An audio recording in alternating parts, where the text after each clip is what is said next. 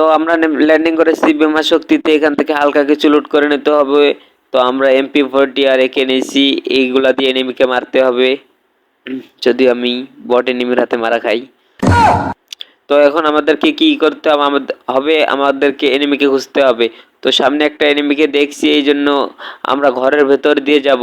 তারপর এই দিক দিয়ে আমরা ঘুরে যাব, আর এনিমি এই যে সামনে এবার MP40 যা কিছু যাতা হালকা কিছু ড্যামেজ, তারপরে সে কিন্তু এই দিক দিয়ে বের হবে আর এখান থেকে আমাদের কাছে কিছু ড্যামেজ খাবে।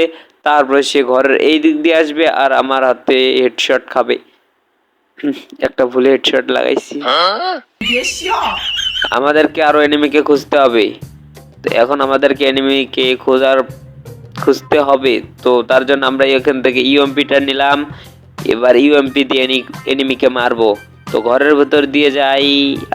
আরো কি এনিমি আছে? আমি যে প্রো প্লেয়ার, এনিমির হাতে মারা খাই।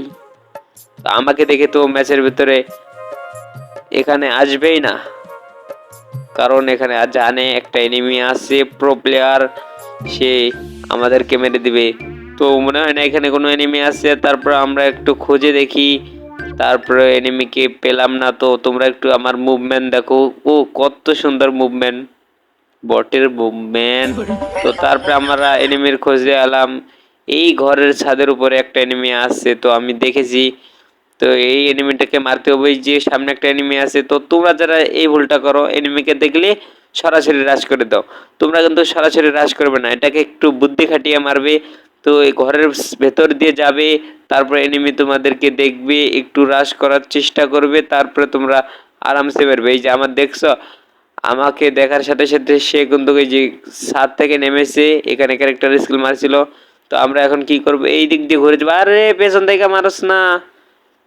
আরে দেখছো নি পেছন থেকে কি মারটাই মারছে, অল্পের জন্য মরি নাই। এখন আমাদের কি করতে হবে, এই যে এখান থেকে এনিমিটাকে দেখা যাচ্ছে, ইউএমপির হালকা কিছু যাতা, তারপরে ঘরের ভিতরে আসবে, তারপরে তোমরা লবিতে চলে যাবে। ভিডিওটি কেমন লাগলো?